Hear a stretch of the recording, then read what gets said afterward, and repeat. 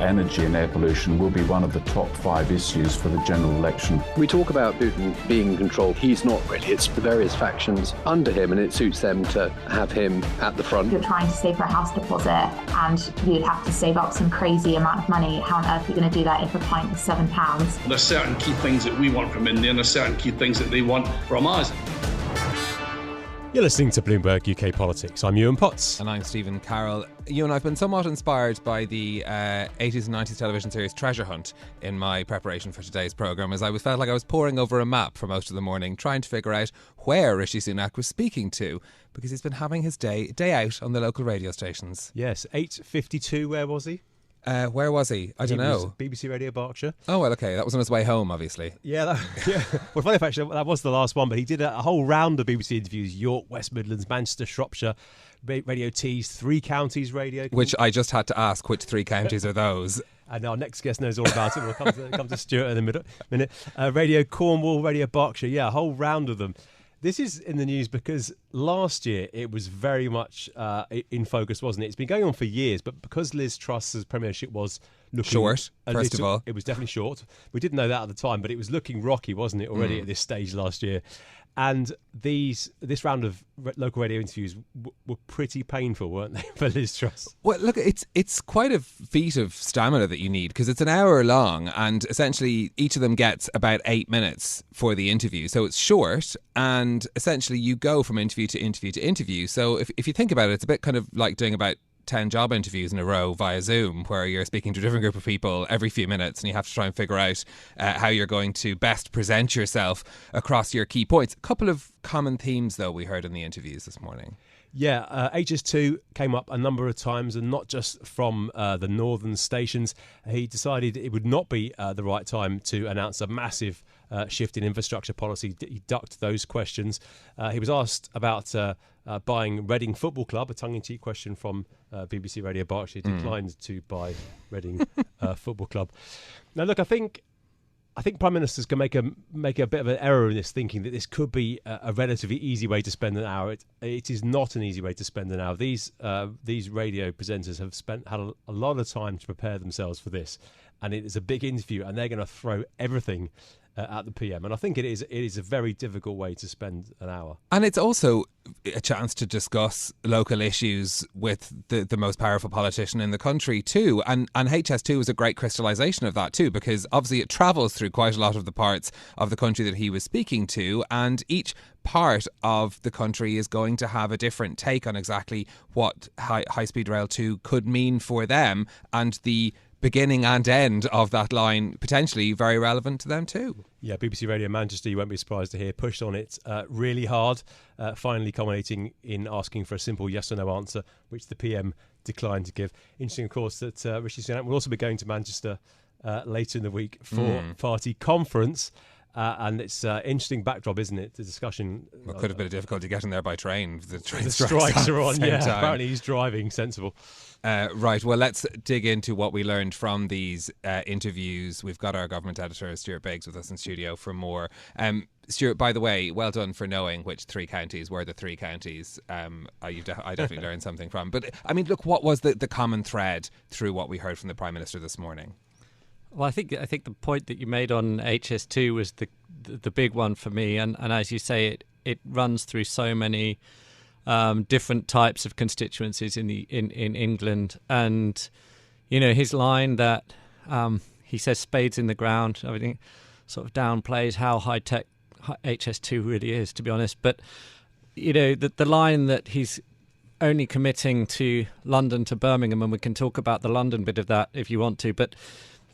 You know, it's a line that I would be very surprised that could hold into a conference in Manchester, because I think the way it is right now, not committing to Birmingham to Manchester, but also not ruling it out, is a line that would basically lead to 4 days of the Manchester conference being only about HS2.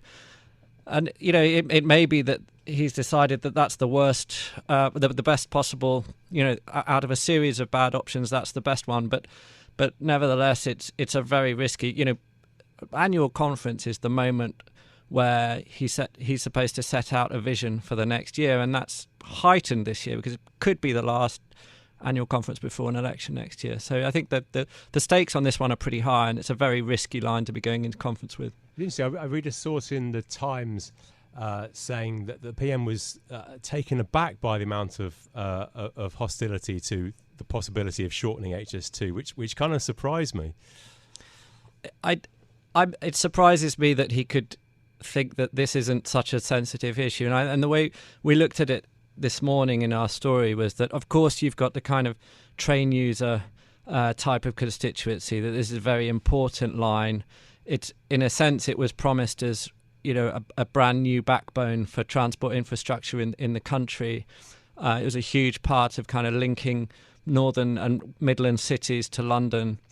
Very big promise, but it's not just train users. If you think about the people in Bucks, and we mentioned the Three Counties radio, you know, Bucks and the counties running up to Birmingham, who are basically getting all the construction, all the development, all the disruption that means, these machines running through towns day in, day out, day, night. They were getting all that. But part of the promise was this is a transformative project for the UK, for England, but also for the UK. And that's one promise. It's a very different mentality to then say, we've given up all that, sacrificed all that for a project that is now being dramatically watered down. And I think that's a very different political mindset. So I think if he is surprised at the pushback, that's probably a bit naive.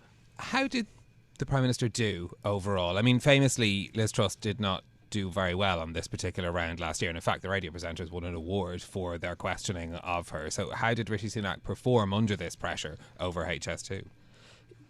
Yeah, certainly the comparisons with last year, if that's the benchmark, then he's going to be much happier. But I would say that the political dynamics are very different this year. As you said in the intro, Truss was already wobbly at this point, heading into conference. There was all sorts of things already starting to go wrong, and the radio round sort of compounded some of the issues. It really put her on the back foot going into party conference. It is different dynamic this year for Sunak. He's well behind in the polls, but with a wee bit of uptick recently, sort of taking some of the sting out of that. There's no great groundswell within the political Tory party to start thinking about a change of leader. That's not to say that there isn't a wee bit of jostling going on for what happens after Sunak, but I don't think there's a serious risk right now for him that would manifest itself in the same way that it was already becoming a risk for Truss last year. Politicians are used to dodging questions from journalists, and obviously Sunak is a lot slicker than Truss. But do you think we learn any more from this format? It's, as you said, it's a very challenging hour for a Prime Minister who looks at national issues predominantly, but just by the nature of the job. But obviously, when you're doing a local politics is radio local. round, it's local, but that becomes very local when you start to do. And I think the Radio T's interview was very interesting, and it was talking about specific schools and specific hospitals, and they're talking about the crumbling concrete, and that's obviously, I don't think. It's hard. He's obviously doing a lot of prep ahead of these. You can kind of, his team knows what's coming, but at the same time, to answer a question about funding for a specific hospital is a different comfort zone. It's a different zone for a Prime Minister. There were moments when he was more convincing, and then other times when it was hard to see a direct answer to the question. And I think the question on Radio Cornwall, the question was about over-construction of housing and the pressure that's putting on infrastructure, and the fact that housing developments are taking place without extra GP surgeries being built, and schools and that kind of thing. And I think he ended up blaming Labour for blocking his plan to build 100,000 more homes, which I thought, that was kind of an example of how the national focus can come unstuck when you're talking about local issues. But did we actually learn anything new from these interviews?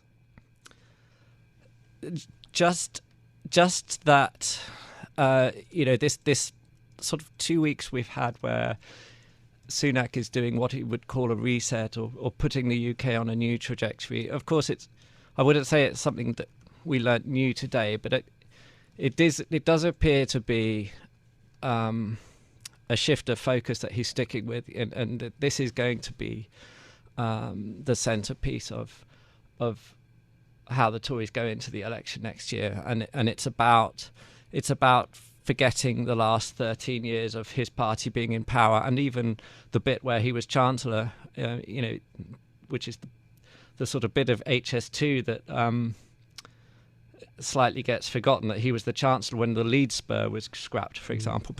But I do think that his pitch right now is about, it's not about the last 13 years, it's about a Prime Minister that says he's going to do something very different from now.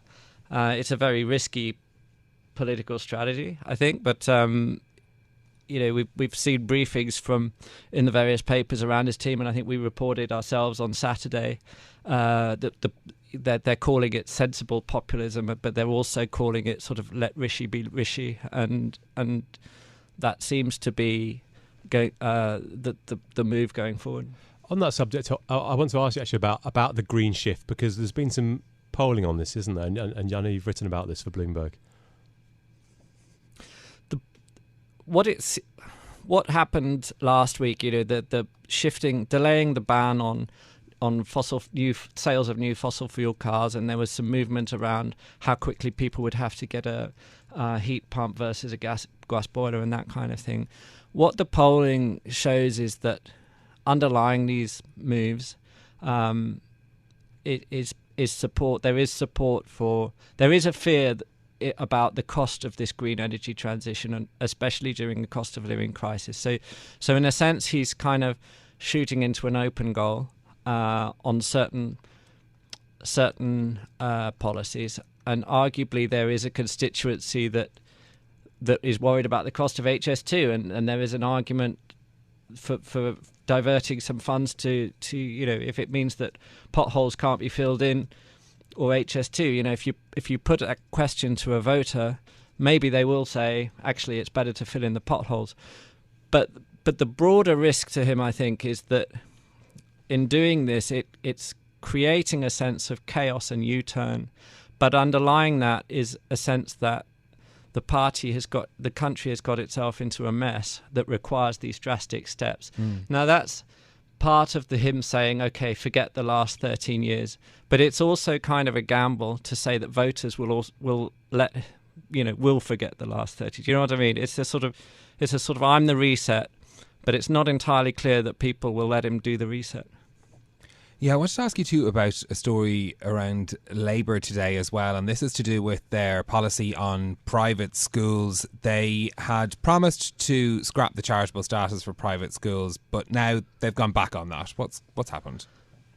Well, this is quite an interesting story this morning, in the sense that Labour's argument is that it was always about putting VAT or putting tax on school fees for private schools, and that scrapping the school's charitable status sort of became a shorthand for that. And their argument this morning is that you can do the VAT and you can do the business rates on private schools without scrapping the overall charitable status. But if we just sort of separate the practical, but just talk about the pure politics of it, is just it. Even though they would argue that they haven't really changed the underlying policy, the fact is it does let the press kind of say, it's another U-turn, it's another wavering, it's another shift, and that is obviously feeds into especially the Conservative criticism of Labour that Starmer has shifted position on various things, and so it's a political misstep perhaps, even if the fundamentals of the policy haven't really shifted that much. It reminds me of the Starmer said that I'm very comfortable with private schools. It reminds me of the famous quote from Peter Mandelson saying that he's intensely relaxed about people becoming filthy rich, although Mandelson did say if they pay their taxes. So it's a little bit like happy with private schools, provided they pay a bit more tax, which seems to be the policy. So you say a kind of a policy tweak rather than a policy ditching. Stuart, great to get your thoughts. Thanks so much for coming in. That's our UK Government Editor Stuart Biggs there. Well, another story that could be a big part of the conversation in the run-up to the next election is house prices. The latest figures from the property website Zoopla showing buyers in London and the southeast of England are securing the biggest discounts on asking prices of nearly 5%. Yeah, in the rest of the UK, the average discount was just under 3%. That's the most it's been in 4.5 years. Well, earlier we spoke to Richard Donnell, Executive Director of Zoopla, about what their latest survey shows. No, we're certainly fully stuck in a buyer's market. There's lots of choice out there. We've got, the availability of homes has really improved, but that big hit to buying power from mortgage rates, from 2% 2 years ago to 5% now, needs to work its way through into pricing. And so sellers are having to price really realistically at an asking price. And then on top of that, they're having to accept nationally an average £12,500 reduction off the asking price. And I think, pricing remains under downward pressure. House prices are down 0.5% over the last 12 months, with a lot of that coming in London and the southeast. What's the outlook then for where house prices go from here over the next 12 to 18 months? Well, I think house prices are not falling as much as many expected. We think prices are going to end the year 2 to 3% lower. The big hit to the housing market has been activity levels. Because lenders have been pursuing forbearance strategies. A lot of people are on fixed rate mortgages. There's less stress in the market than we've seen in previous periods and downturns. And so, prices 2 to 3% lower. And I think, house price growth is just going to remain very low, falling in real terms into 2024. And I think a lot of homeowners are sort of holding out till either prices fall or mortgage rates fall or both. I think a lot of homeowners are really waiting on mortgage rates to fall, which again, those falls might not be as big as they hope, to then encourage them back into the market to move. Surely, though, the declines are going to accelerate. KPMG says that a tenth of mortgage holders have already sold up for a cheaper property. But interestingly, more forward-looking, almost a quarter of British mortgage holders are considering selling up. So this does mean that there's still, plenty more potential pressure to come. Absolutely. Look, I think prices are, and again, there's a big difference around the country. The biggest downward pressure on prices in London, the southeast, the east of England. And again, I guess I'm surprised at how much prices haven't fallen yet. And that's because we haven't got as many forced sellers as you'd normally see if unemployment was really increasing. And again, I think, there is more downside pressure to come. How much prices falls remains to be seen. But I think there's certainly not going to be a pickup in house prices for the foreseeable future. And I think what businesses would like to see, whether it's house builders, estate agents, lenders, I think it's about what needs to happen to pricing to get more volume back into the market. I think that's where business would be keen, just to see prices adjust. And people have got a lot of equity to absorb lower prices. But it's at the end of the day, houses will only transact if the seller, sets their price realistically and the buyers are prepared to pay it. How are sellers approaching this market? Is it a question that they're pricing lower from the get-go, or are they going in at higher prices and then cutting afterwards? I think these properties that are selling are more sensibly priced. So for the homes that have sold in the last 3 months, 70% of them have not changed their asking price. So it's been set properly and the price has been agreed. When we look at homes that have been on the market for more than 3 months, 60% of those sellers are probably stuck there without offers coming in, have been cutting prices more aggressively. And I think it's really a message to, if you're serious about moving, and much as the value of your house will be less than it was a year ago, if you price realistically, you're far more likely to find a buyer. But if you hold out for too high a price, you're just not going to get the interest, and then it's going to delay things. A word on the prime market in London, deals above £5 million. There had been this idea that, and evidence too, that properties were holding up, the ones that weren't required to have a mortgage, i.e. cash buyers or the more expensive properties. But it doesn't seem like even that kind of London prime market is immune now. What's your view? No, I think it absolutely. I think every market, again, particularly in southern England, look, yields are very low still. The average yield on property in London is still less than the base rate. There's a lack of value for money, which has really been created by much higher borrowing costs. And so, no market's immune.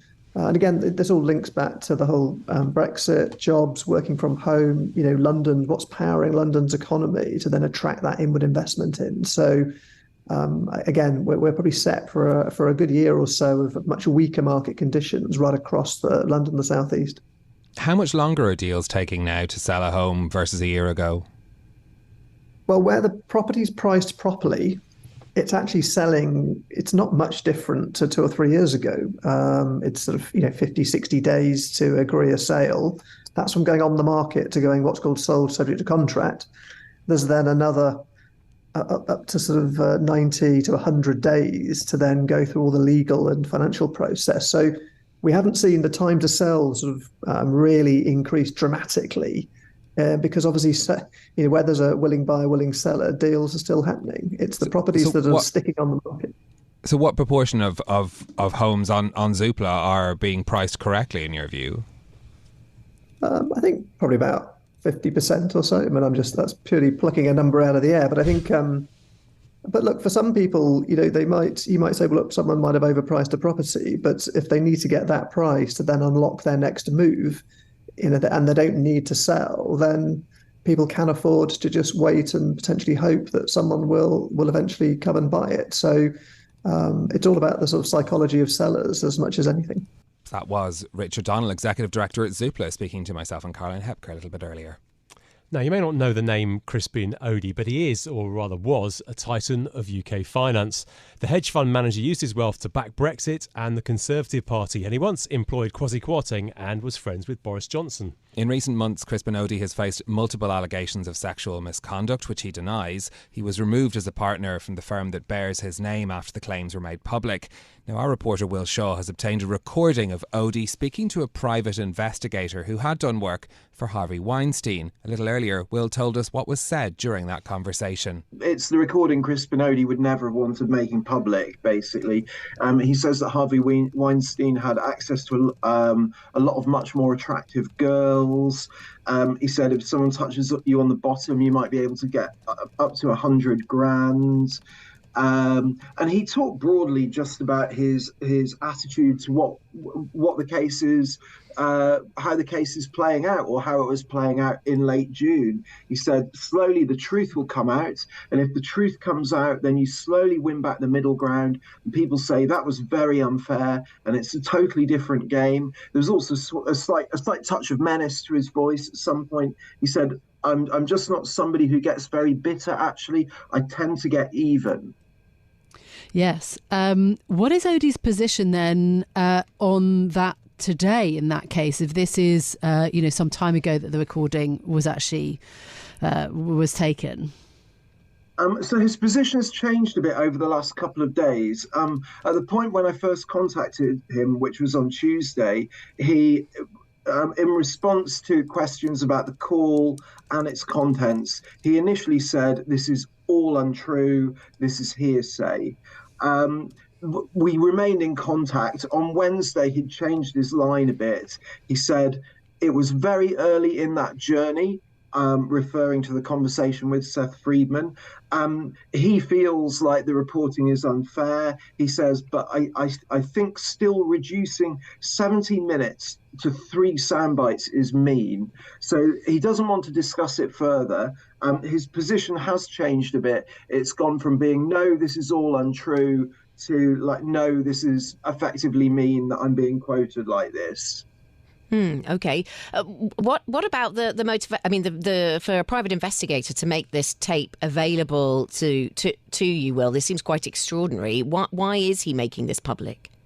So Seth Friedman used to work for a private intelligence firm called Black Cube before setting up his own firm in London. He was introduced to Crispin Odey by a mutual acquaintance who knew that he'd worked for Harvey Weinstein.